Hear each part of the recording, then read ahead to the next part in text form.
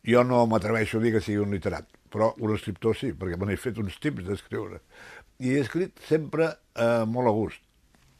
Això no vol dir que no m'hagi costat.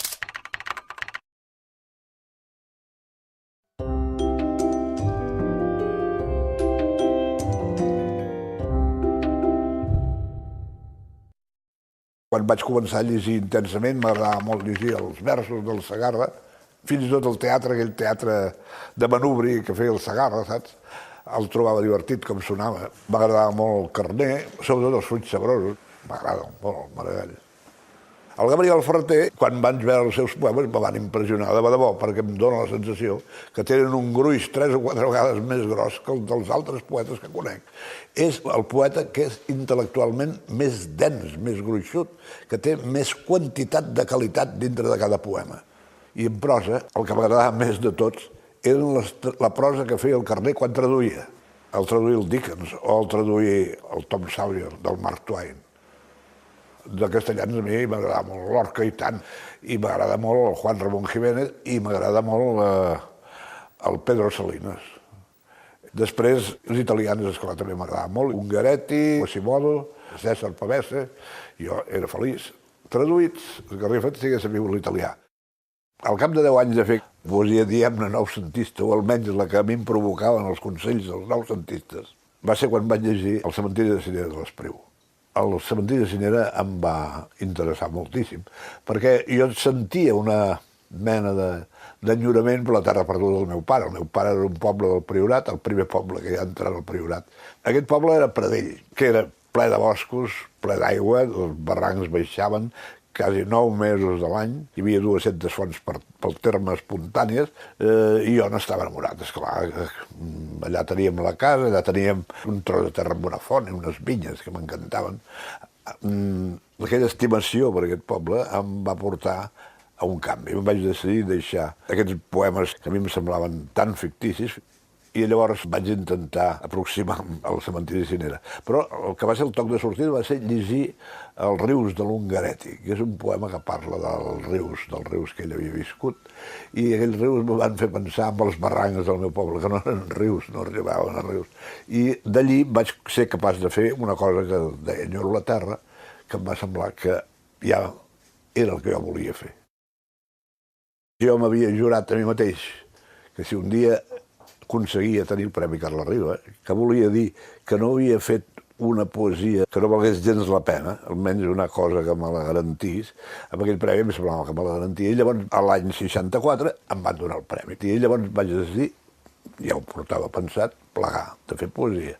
Perquè entenc que la poesia és la forma més selecta de la literatura, i que per fer aquella cosa que és la quinta essència de la literatura s'ha d'estar molt preparat, s'ha de conèixer molt la llengua a fons, s'ha de conèixer la tradició literària, s'ha de conèixer tota mena de mètriques, s'ha de saber llengües. Un home que vol fer versos, català, ha de saber almenys gairebé totes les llengües llatines, neollatines. Vaig decidir no escriure més poesia, per respecte a la poesia, però no estava decidit ni molt menys a deixar d'escriure. I el que vaig acceptar de seguida, escriure uns escrits al diari que procurava que tinguessin un pessic d'actualitat, però que també tinguessin altres elements, com no dir la nostàlgia, però sí el record. I el que volia dir és que hi ha possibilitat, a través d'un escrit de diari, expressar-se amb contingut poètic. Un exemple d'això és el Vázquez Montalbán.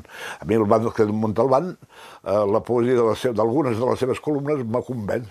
Fins i tot m'agrada més que els seus poemes, que no és que em desagradin.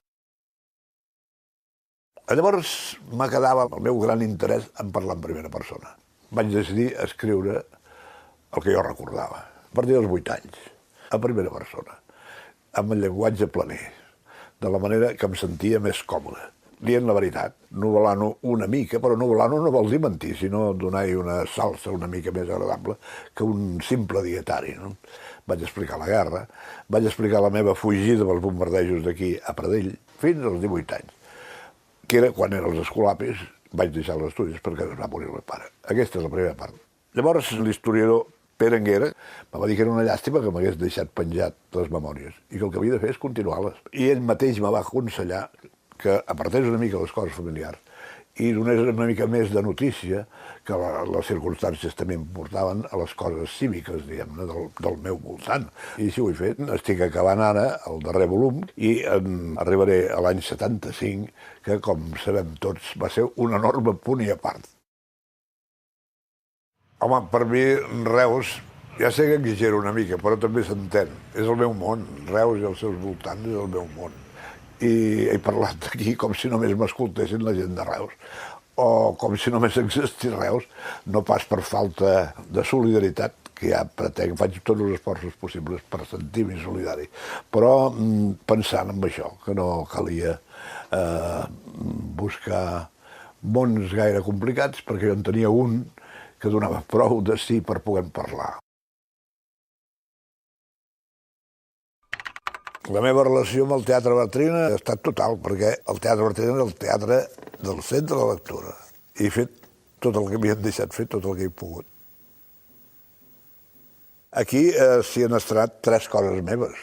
Un muntatge de la Bitxeta, que és el grup de teatre d'aquí, van fer una cosa que es diu No trenqueu avellanes amb les dents, que era un conjunt de poesia i prosa meva, amb el muntatge absolutament d'ells i, esclar, interpretat per ells. Després em van estrenar una obra que l'any 58 vaig tenir el Premi Santiago Rossinyol i que es deia Història sentimental. Era una història romàntica amb ironia, però no sé, l'ironia me quedava rovellada, no em va convèncer gaire. Me l'havien estrenat a Buenos Aires, al Centre Català, esclar. I llavors no s'havia fet més. Però van venir els meus amics del Forja, els Passerells, i van voler fer l'obra aquí, la van fer, i em va agradar molt. I tercera cosa, de les meves memòries, la Dolors Joan Pere, que és una gran persona de teatre d'aquí, va fer un muntatge amb les meves memòries i vam fer 5 representacions amb el teatre ben ple. A les 3 últimes, fins a la bandera, i hi havia gent que es va enfadar perquè se les havia acabat les entrades, però esclar, no hi havia manera d'enxamplar això, que es diu Temps estrany, que és el nom de les meves memòries, amb un subtítol que no li vaig posar jo, que deia El Reus de l'amorós. No tinc cap de Reus, jo, escolta, no tinc cap propietat. Sí que en tinc. Un pàrquing. Bé, a mi ja he dit que el teatre m'agradava molt. M'agradava sobretot el text, dir el text. Però per dir el text s'ha de ser dalt de l'escenari i algunes vegades ho vaig fer. Per exemple, quan van estrenar la traducció del doctor Vall Espinosa, del Tennessee Williams, les figuretes de vidre, i jo feia el paper de Tom, que era magnífic. M'agradava molt, me'l vaig procurar impregnar-me bé d'aquell paper de Tom, encara me'n recordo, i em va agradar moltíssim. Tot i que m'agradaven molt altres coses. Ja he dit abans que fer de pallasso m'hauria encantat, no? I algunes vegades fèiem algunes coses de tipus musical, algunes varietés, diem. I llavors fer el que calia, sortia a cantar Nos avons beaucoup de classe, maton quiqui, matonquinoise, si no chante la butxaca, nos irons cap a París, més si la butxaca no xanta, ja està bé la plaça al Prim.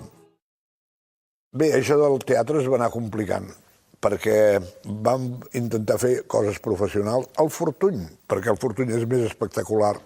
Llavors el Teatre Bartrina estava molt tronat, i vam començar a fer una associació d'espectadors que vam dir Teatre de Cambra de l'Agrupació Pericial. I, escolta, vam fer coses magnífiques, que a mi encara em satisfà ara pensar que les vam fer. Ens vam aliar sobretot amb el Ricard Salvat i la Maria Aurèlia Capmany, que estaven a la Copa del Coliseum.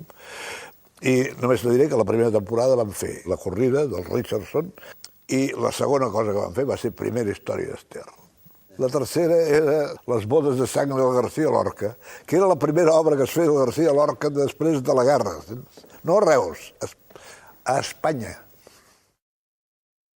Bé, això no agradava a la majoria dels nostres abonats, que la majoria eren burgesos i burgesets.